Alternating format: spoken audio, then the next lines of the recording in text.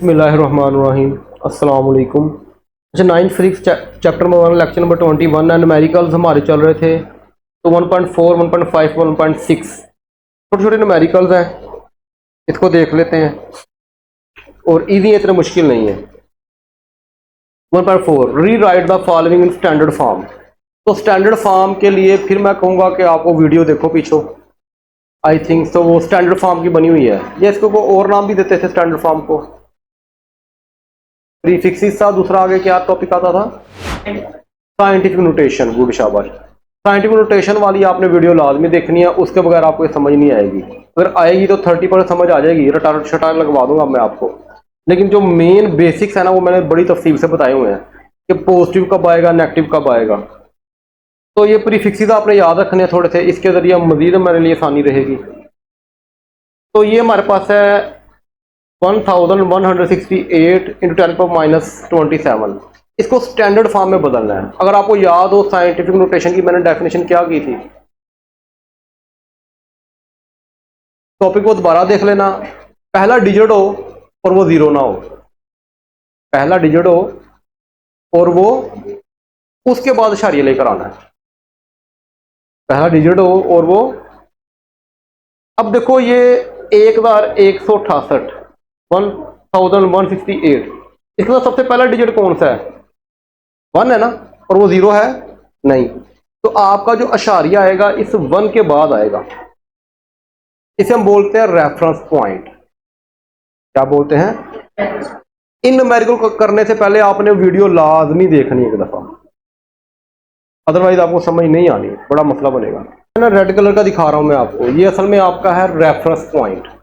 ये सारी बातें मैंने वहां पे बड़ी डिटेल से बताई हुई हैं। तो ये हमारा रेफरेंस पॉइंट है, यानी कि आपका जो अशारिया है हमने उठा के यहाँ पे लाना है। इस रकम में अशारिया है कहाँ पे, नजर आ रहा है कहीं पे? यहाँ पे अशारिया ना नजर आया, कहाँ पे होता है? आखिर पे होता है। तो बताओ अशारिया यहाँ पे है 8 के बाद, अशारिया और रेफरेंस पॉइंट के दरमियान कितने इनसे आ रहे हैं? 3 आ रहे हैं। और अशारिया किस साइड पे है? राइट साइड पे है, रेफरेंस पॉइंट की राइट है। तो 10 की पावर 3 बनेगा +3। अगर आपका अशारिया राइट साइड पे हो रेफरेंस पॉइंट से, तो क्या बनता है? 10 की पावर प्लस में आता है। अगर 3 इनसे है तो 3 आ जाएगा। ये हमारे पास क्या बनेगा? 1.1। अब देखो अशारिया को मैंने यहाँ से उठाया 8 से और कहाँ पे ले आया? रेफरेंस पॉइंट पे। तो 1.168 इंटू 10 की पावर 3। अब 10 की पावर 3 समझ आई ना कैसे आ गया? क्योंकि अशारिया और रेफरेंस पॉइंट के दरमियान कितने इंसे हैं? 3 इंसे हैं। और अशारिया किस साइड पे है? राइट साइड पे है रेफरेंस पॉइंट की। जब भी रेफरेंस पॉइंट की राइट साइड पे अशारिया होगा तो हमेशा आंसर क्या आएगा? +3 आएगा। क्लियर होगी बात यहाँ तक? और ये 10⁻⁻27 वैसे का वैसे। अब ये बेस एक जैसी हैं तो ताकतें क्या हो जाएंगी? प्लस हो जाएंगी। तो 3 - 27 क्या बनेगा? -24 बन जाएगा। तो ये हमारी कौन सी फॉर्म है? ये हमारी साइंटिफिक नोटेशन या स्टैंडर्ड फॉर्म है। साइंटिफिक नोटेशन या स्टैंडर्ड फॉर्म है। यहां तो कोई कंफ्यूजन क्लियर है? अच्छा, नेक्स्ट आ गया ये हमारे पास बी पार्ट है, 32 × 10⁵। तो सबसे पहले रेफरेंस पॉइंट कहां पे होगा? 2 के बाद ही होगा ना। रेफरेंस पॉइंट कहां होगा?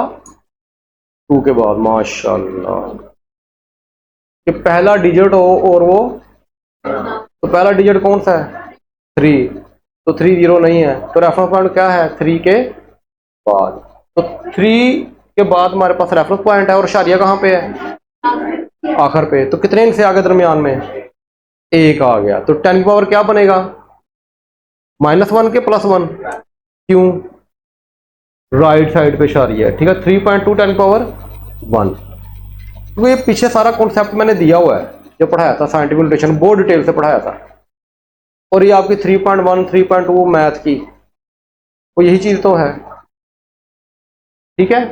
और 10 की पावर 5 वैसे का वैसे ही, 10 की पावर 1 और 10 की पावर 5 सेम बेस एरिया से, तो ताकतें पावर प्लस हो जाएंगी। 5 + 1 क्या आ जाएगा? 6। तो 3.2 10 की पावर 6 ये हमारा क्या है? स्टैंडर्ड फॉर्म हो गई। अच्छा, थर्ड पे आ गया हमारे पास 725 × 10⁻⁵ kg। तो केजी में से, अच्छा यहाँ पे देखो मैंने वही किया, 7 क्या हमारा रेफरेंस पॉइंट, तो इशारे को उठा के मैं 7 के पहले ले आया, तो कितने इनसे आएंगे दोनों के दरमियान 2, इन 2 इनसे पीछे लेकर आया ना मैं, तो 10 की पावर 2 हो जाएगा। तो 10 की पावर 2 माइनस 5 क्या हो जाएगा, -3 kg आ जाएगा हमारे यहाँ। ये हमारा क्या हो जाएगा, आंसर आ जाएगा। क्लियर होगी बात यहाँ तक? तो ये हमारी स्टैंडर्ड फॉर्म हो गई है। अच्छा वैसे यहाँ पे वो बता रहा है वही चीज़ जो मैं पहले ख़त्म करना चाह रहा था, किलो। किलो किसके बराबर होता है, 10 की पावर 3 के। ये तो पता है ना बाप को, पहले बता भी चुका हूँ 2-3 दफ़ा और काफ़ी दफ़ा बता चुका हूँ। तो मैंने पुट कर दिया किलो की जगह के 10 की पावर 3, तो 10 की पावर 3 और -3 मल्टीप्लाई हो रहा है तो ताकतें जमा हो जाएंगी, -3 + 3 0 हो जाएगा। और 10 की पावर 0 किसके बराबर होता है, 10 की पावर 0। जब भी किसी भी चीज की पावर 0 आएगी तो जवाब हमेशा 1 आता है। 1 करोड़ की पावर 0, आपके पास 1 करोड़ है और उसकी पावर में लगा दूं 0, कितने पैसे हुए आपके पास, 1 रुपया। तो आप किसी कह सकते हो मेरे पास 1 करोड़ रुपया है, लेकिन पावर उसकी 0 है। तो मर्जी बना दो, 5 रुपया तो कह दो 5 करोड़ रुपया मेरे पास, 5 अरब कह दो, लेकिन पावर 1 रुपया बन जाएगा आपका। आगे बात समझ? तो आप बहुत अमीर लोग हो, आप परेशान हो करो। क्लियर होगी बात यहाँ तक? तो ये हमारे पास 7.25 ग्राम आ जाएगा। तो किसी भी चीज़ की पावर अगर 0 हो तो आंसर 1 होता है, तो 1 को 7.25 से मल्टीप्लाई करो तो क्या आएगा आंसर, 7.25 ही आएगा और ग्राम आ जाएगा। क्लियर होगी बात यहाँ तक? तो ये हमारे थे 1.4, ये शॉर्ट क्वेश्चन के लिए अहम है, MCQ के लिए भी अहम है। तो ये MCQ शॉर्ट क्वेश्चन दोनों के लिए अहम है। नेक्स्ट आ गया हमारे पास 1.5, right the following quantity in standard form. अच्छा ये ए पार्ट देखो, इसको भी मैंने स्टैंडर्ड फॉर्म में ही चेंज करना है। तो सबसे पहले हम क्या ढूंढेंगे, शारिया कहाँ पे है, शारिया कहाँ पे, आखिर पे। रेफरेंस पॉइंट कहाँ पे है, 4 के बाद है, 0 के बाद है,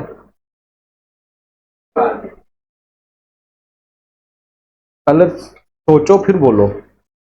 6 के बाद है, पहला डिजिट है 6, तो उसके बाद आएगा, और वो 0 नहीं है, तो मैंने इशारे को उठा के इधर ले आया, 6.4 हो जाएगा। और 10 पावर कितने इनसे है, 3 इनसे, तो 10 पावर क्या हो जाएगा, 3 किलोमीटर। बी पार्ट देखो, 33,80,000 किलोमीटर। तो अब इसको मैंने किस में बदलना है, स्टैंडर्ड फॉर्म में। स्टैंडर्ड फॉर्म में बदलने के लिए मुझे इशारिया उठा के लाना पड़ेगा रेफरेंस पॉइंट पे। रेफरेंस पॉइंट कहाँ पे है, 3 के बाद। तो कितने से आएंगे उनके दरमियान, 4 0 और 1 8, 5 हो गए। तो 3.8 10 पावर 5 किलोमीटर आ जाएगा। अच्छा सी पार्ट देखो, ये पता नहीं कितने 0 मुझे गिने नहीं जा रहे, तो बहरहाल जितने भी हैं 8 है, तो क्या बन जाएगा 10 पावर 8 मीटर पर सेकेंड। अच्छा अब ये क्वेश्चन जो है ना शॉर्ट MCQ के लिए अहम है। ये क्वेश्चन जो होता है बोर्ड में अक्सर आ जाता है शॉर्ट क्वेश्चन।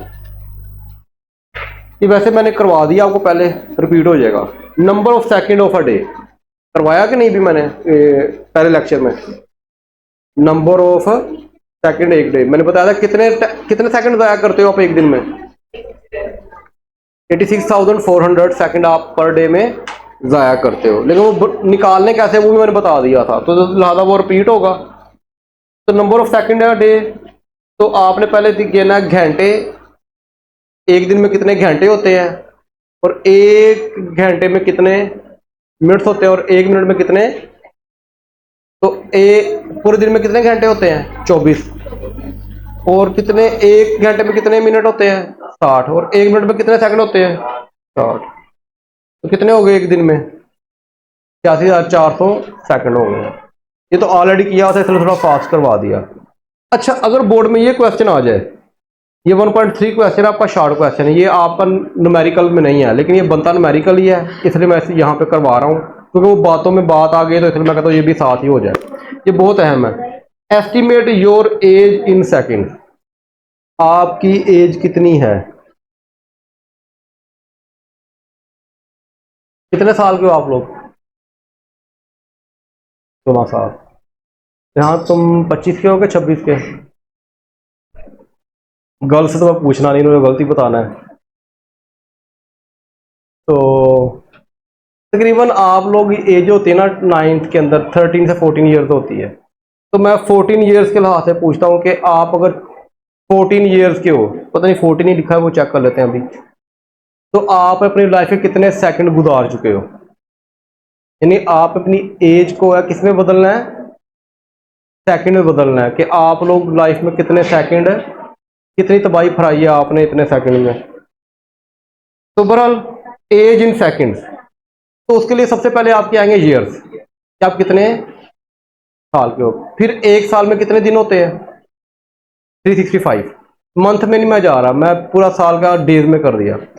और फिर दोबारा रिपीट हो जाएगा काम। और एक दिन में कितने घंटे होते हैं, और एक घंटे में कितने मिनट होते हैं, और एक मिनट में कितने सेकंड होते हैं। तो तरतीब से जाना है आपने। ईयर्स, फिर क्या आएगा डेज, कितने डेज होते हैं पूरे साल में। फिर क्या आएगा डेज में, क्या आता है आगे घंटे, घंटों में क्या आता है मिनट, और मिनट में क्या आता है। सीढ़ियों का आपने नीचे उतरना है स्टेप बाय स्टेप, छलांगे नहीं मारनी। ये नहीं होना कि आपने साल सीधा मिनट पे आ जाना है, फिर वहां से गिरोगे अच्छा खासा बुरा। तरतीब से नीचे आना है जैसे सीढ़ियाँ बनाई हैं। तो अब मैंने लगाई आप लोग 14 साल, 14 साल ही ना आप लोगों की। ओके कर दूं, हाँ जी, अच्छा जी 14 साल हो गई। डेज कितने होते हैं साल में, 365। और घंटे कितने होते हैं, 24। और मिनट और सेकंड भी, इन सबको कैलकुलेटर से मल्टीप्लाई कर दो। तरीका ही आना चाहिए था ना आपको।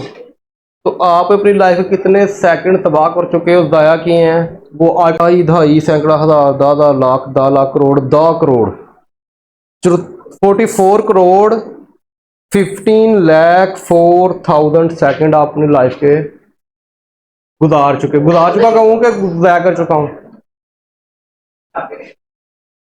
मैं मेरा ना पूछो, मैं भी आप कहते इंसान जिन लोगों में रहता है ना वो उसी तरह का ही होता है। हाँ जी, मैं भी आप लोगों की तरह आपकी एज का ही हूँ। क्लियर होगी बात यहाँ तक। तो बड़ा बोर्ड क्लास है, बहुत अहम क्वेश्चन है, तो ये आपने देख लेना है अच्छी तरह। अच्छा नेक्स्ट चलते हैं। अब यहाँ तो कोई कन्फ्यूजन, कोई प्रॉब्लम। अच्छा नेक्स्ट है हमारे पास ये लेंथी सा न्यूमेरिकल है, बोर्ड में कभी आया नहीं, कभी शायद मैंने देखा भी ना हो। तो लेकिन इसको समझ लो आसान बहुत ज़्यादा नहीं है, थोड़ा सा मुश्किल है। तो मैं तो मोटा मोटा समझा देता हूँ आपको, सारी थ्योरी नहीं पढ़ता। वो कहता है कि वर्नियर स्केल, ये तो आपने बहुत डिटेल से मैंने पढ़ाया है, ठीक है। हमने क्या निकालना, उसका जीरो एरर जीरो करेक्शन निकालनी है, कुछ भी नहीं है। आपको याद है ये, अगर आप जाज को मिलाते हो, जाज को मिलाने से दोनों जीरो किसके, वर्नियर स्केल के और मेन स्केल के एक ही लाइन में आ जाए, तो जीरो एरर क्या होगा, जीरो नहीं होगा। चेता आया कि नहीं, नहीं आ रहा। अगर दोनों एक ही लाइन में हो तो जीरो एरर नहीं होता। 10 मिनट की वीडियो, लेकिन ये कॉन्सेप्ट सारे क्लियर हो जाएंगे। अगर आपका वर्नियर स्केल का जीरो राइट साइड पे हो, यानी कि मेन स्केल से पहले आ रहा हो, जिस तरह ये नजर आ रहा है आपको, यहाँ पे ये आ रहा है आपका, कहाँ पे ये आ रहा है, यानी मेन स्केल का जीरो और वर्नियर स्केल का जीरो दोनों एक ही लाइन में नहीं है, तो इसका मतलब वहां पे कोई ना कोई एरर है। इससे पहले वीडियो जो बताई ना मैंने कि एरर होता क्या है, जीरो एरर क्यों जरूरत पेश आई, वो भी लाजमी देखना। जिन बच्चों ने देखी है वो तो बहुत अच्छे से समझ आ रही होगी उनको। वो मैंने बड़ी एग्जांपल देकर समझाया था, कभी सेब मैंने तुलवाए थे आप लोगों से, कभी कुछ, तो उसमें सारा मैंने समझाया था, बड़ी डिटेल से समझाया था। उसको लाजमी देखो, उसके बगैर कॉन्सेप्ट क्लियर नहीं होंगे। अच्छा, फिर हमें चेक करना है कि कौन सी लाइन इससे मिलती है, एग्जैक्ट मिलती है। तो देखो ये जो है आपकी 7 लाइन, वर्नियर स्केल की कौन सी लाइन, मेन स्केल की किसी भी लाइन से मिल रही है, तो ये इसका जीरो एरर होता है। इसको लीस्ट काउंट से फिर मल्टीप्लाई कर देते हैं, फिर आखिर पे जाके उसको माइनस करते हैं। वो माइनस क्यों करते हैं वो भी मैंने बताया था आप लोगों को वहां पे, कि इसको माइनस क्यों करते हैं, ठीक है। क्लियर होगी बात यहां तक। तो ये मैं अभी नहीं बता रहा, वो आपने वीडियो देख लेनी है, इसके ऊपर फिर 10-15 मिनट मेरे लग जाने हैं, तो लिहाजा आप वीडियो देख लेना वो दोबारा। तो वीडियो बनाने का यही मेरा फायदा है कि मेरी जो खपत है ना वो कम हो जाती है।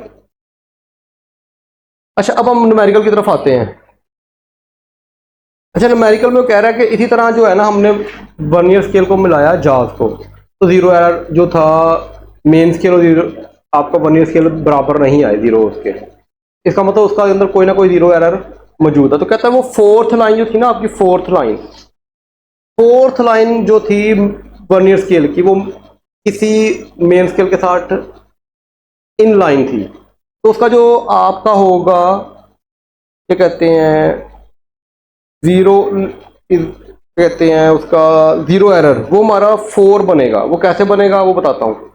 तो लीस्ट काउंट हमारा 0.01 सेंटीमीटर है, तो वर्नियर स्केल रीडिंग क्या होगी, वो हमारी हो जाएगी 4 इंटू 0.01, ये हमारी बनेगी, क्या चीज बनेगी, हमारी जीरो एरर बनेगी। ठीक है, और ये प्लस में है, लेकिन जब हमने इसको आखिर में जो रिजल्ट आएगा उसमें से हमें क्या करना पड़ेगा, इसको जीरो करेक्शन के लिए माइनस करना पड़ेगा। ये क्यों माइनस करना पड़ेगा, ये सारी डिटेल मैंने बताई हुई है, तो लिहाजा इधर नहीं मैं बता रहा आपको। ठीक है, क्लियर होगी बात यहाँ तक, या कन्फ्यूजन?